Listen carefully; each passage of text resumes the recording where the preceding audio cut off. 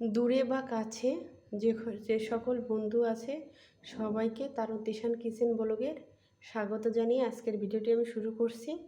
আজকে আমি তৈরি করে দেখাবো বন্ধু ইলিশ মাছের কাবাব। তার জন্য নিয়েছি এখানে কিছু ধনিয়া পাতা, একটা ইলিশ মাছ নিয়েছি, একটা ডিম নিয়েছি, কিছু পেঁয়াজ, মাঝারি সাইজে 3টি আলু, আর নিয়েছি কিছু মশলার মধ্যে রয়েছে কিছু চিলি ফ্লেক্স, ভেজে রাখা জিরার গুঁড়া, নিয়েছি গোলমরিচের গুঁড়া,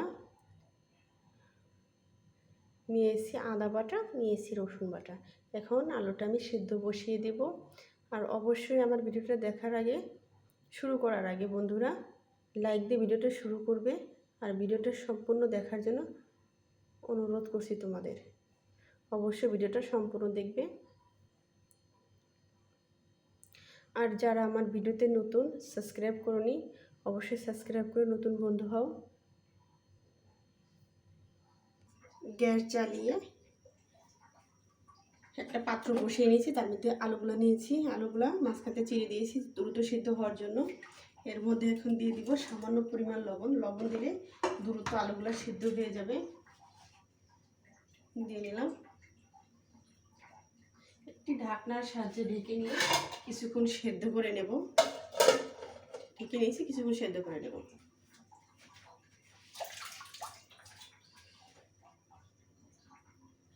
আলুগুলো সিদ্ধ বসিয়ে এখন মাছটাকে কেটে নেব। কেটে নিচ্ছি মাছটাকে। মাছের মধ্যে ডিম হয়েছে, সাবধানে ডিমটা বের করে নিতে হবে। মাছটাকে এখন আমি কেটে নিচ্ছি। মাছগুলো আমি কেটে নিয়েছি, নেওয়া হয়ে গেছে। এখন মাছগুলো ভালো করে ধুয়ে পরিষ্কার করে নেব। আলুগুলো আমার সিদ্ধ করে নেওয়া হয়ে গিয়েছে। এখন আলুগুলোকে আমি একটা গ্রেটারের সাহায্যে গ্রেট করে নেব।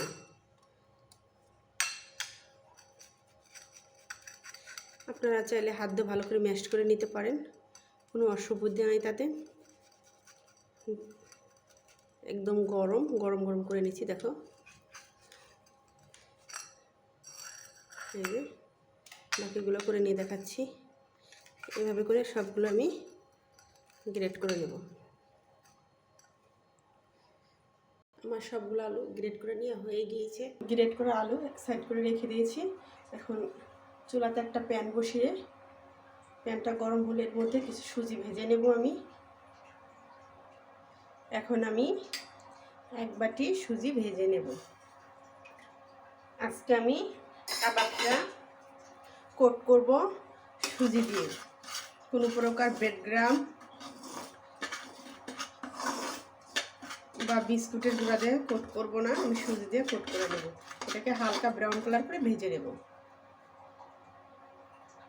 1 মিনিট ভেজে নিলে হয়ে যাবে।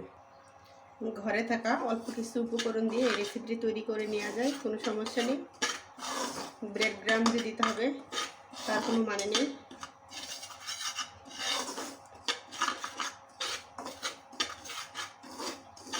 আপনার হাতের কাছে যেসব উপকরণ থাকে সেগুলো দিয়ে তৈরি করে নিতে পারেন এই রেসিপিটি।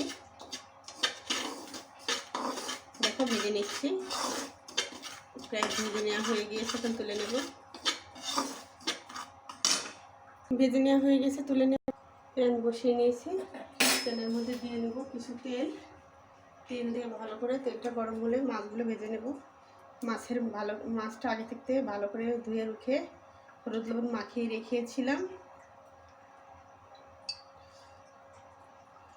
তেল দিয়ে নিলাম, পরিমাণ মতো দিয়ে নেবেন। এটা আর কি মেপে বলার সম্ভব না কতটুকু তেল লাগবে। তেলটা গরম হলে মাছগুলো ভেজে নেব। তেল গরম হয়ে গিয়েছে, মাছগুলোকে ভেজে নেব।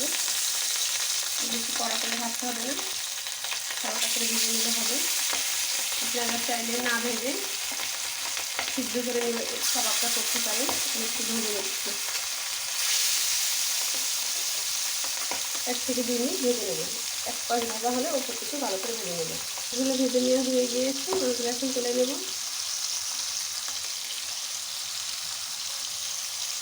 এই তেলের মধ্যেই আমি পেস্টটাকে হালকা করে বেরেস্তা করবো, হালকা ব্রাউন কালার করে বেরেস্তা করবো, কিছু করা যাবে না।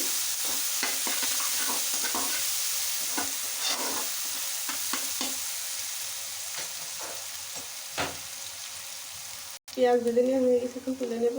পেঁয়াজ তুলে নেওয়ার পরে মাছের কাঁটাগুলো বেছে নেব। আমি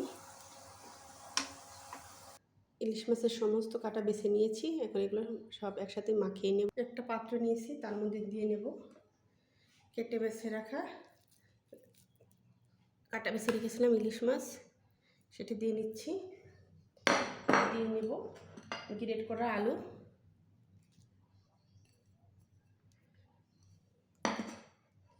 দিয়ে নেব ভেজে রাখা, হালকা করে ভেজে নিয়েছি পেঁয়াজ,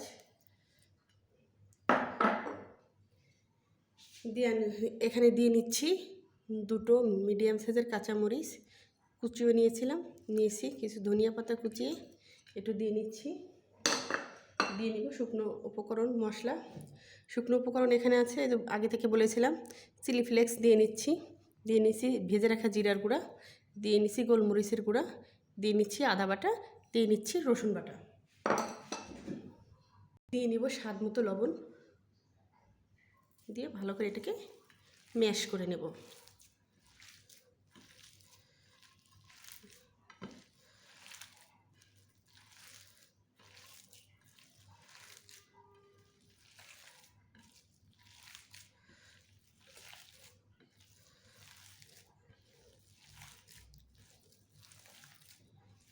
দেখো বন্ধুরা, ভালো করে ম্যাশ করে নেওয়া হয়ে গিয়েছে, এখন এক সাইডে রেখে দেব।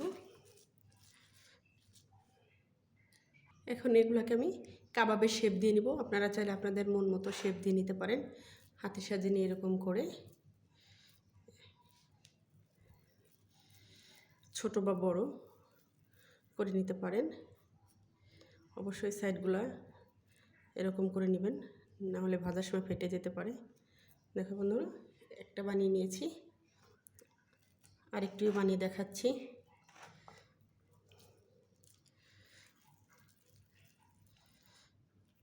এই দেখো,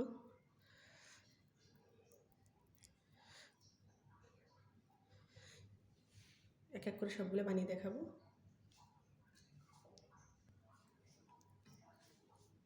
সবগুলো কাবাবের শেপ দেওয়া নিয়ে হয়ে গিয়েছে, এখন এগুলোকে কোট করে নিয়ে ভেজে নিতে হবে। চুলাতে একটা লোহার কড়াই বসিয়ে নিয়েছি, দিয়ে তেল দিয়েছি, তেলটা গরম হলে এগুলো ভেজে নেব। এখন এটাকে ডিমের মিশ্রণে ভিজিয়ে নেব একটু, ভেজে নিয়েছি, নিয়ে তুলে নিচ্ছি। এই সুজির মধ্যে ভালো করে কোট করে নেব।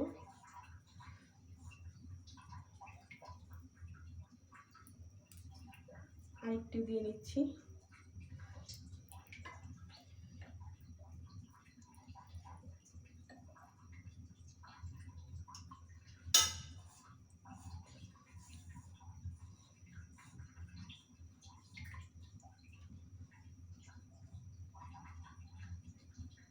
এখন এগুলোকে আমি দিয়ে দেব। চালটা অবশ্যই মিডিয়াম টু লোতে রেখে ভাজতে হবে। আরেকটা দিয়ে নিচ্ছি।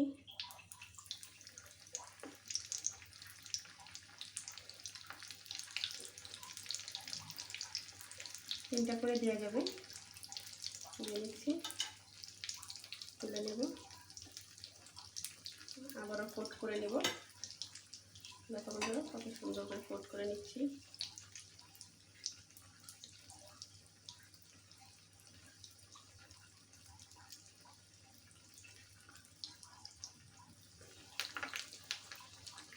এক পিঠ ভালো করে ভেজে নেব, উল্টিয়ে পাল্টে ভালো করে ভেজে নেব।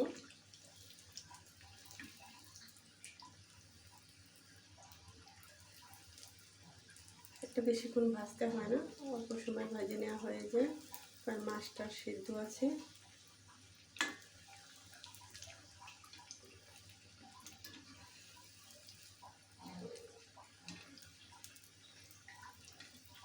দেখো, দেখাচ্ছে একটা কতটা সুন্দর হয়েছে। দেখো,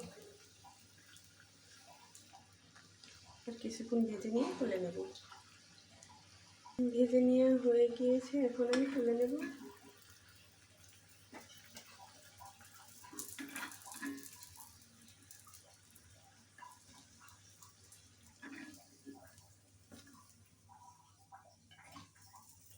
একইভাবে আমি বাকি সবগুলো ভেজে নেব। আমার ভিডিওটা যদি ভালো লেগে থাকে আপনাদের অবশ্যই লাইক করবেন, শেয়ার করবেন, সাবস্ক্রাইব করবেন।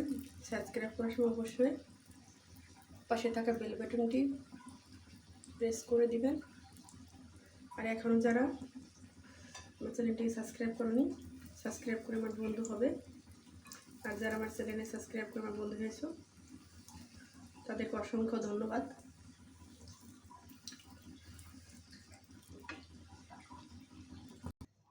সমস্ত কাবাবগুলো ভেজে আমি তুলে নিয়েছি। দেখো বন্ধুরা কতটা সুন্দর হয়েছে। তোমরা চাইলে এটা বিরিয়ানির সাথে, পোলাও ভাতের সাথে বা সাদা ভাতের সাথেও খেতে পারো, আবার কেচাপ দিয়েও খেতে পারো। এই যে কোনো কেচাপ দিয়ে খেতে পারো। দেখাচ্ছি কেচাপটা, দেখো এই কেচাপ দিয়েও খেয়ে নিতে পারো, সমস্যা নেই। বিকালের নাস্তা বা চায়ের আড্ডায় এই রেসিপিটা রাখতে পারো। আশা করি সবার ভালো লাগবে। একবার হলে বাসায় ট্রাই করে দেখো। সবাই ভালো থাকো, সুস্থ থাকো, আমার চ্যানেলের পাশে থাকো। সবাইকে ধন্যবাদ।